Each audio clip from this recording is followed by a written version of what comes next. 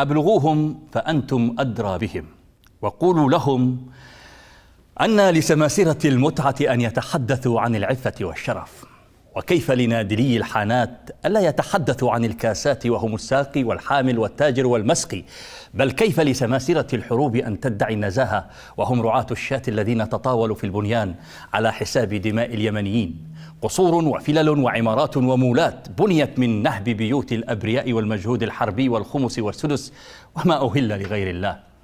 وكيف للطارئين على الإعلام من زنابيل السادة وسقاتهم والقائمين على متعتهم أن يتكلموا عن الطهارة وملحقاتها وهم أنجس من إلاء الكلب؟ ألا يتذكر هؤلاء سوى ما نسجوه من خيالاتهم عن بطولات وهمية؟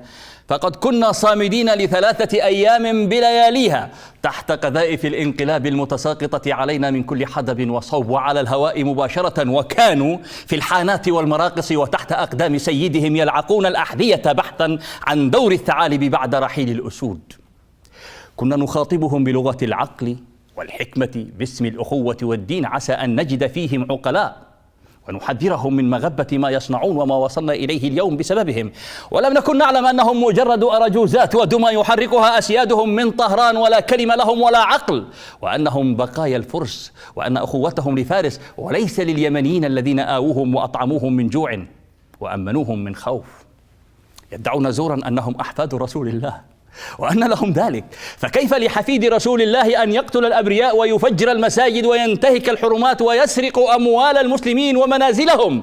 كيف يكون حفيدا لرسول الله وهو فارسي المنشأ والجذور؟ كيف يكون حفيد رسول الله من يصر على فحص عذرية فنانة وانتهاك حقها الإنساني فقط لأنها لم تلبي رغباتهم الشيطانية؟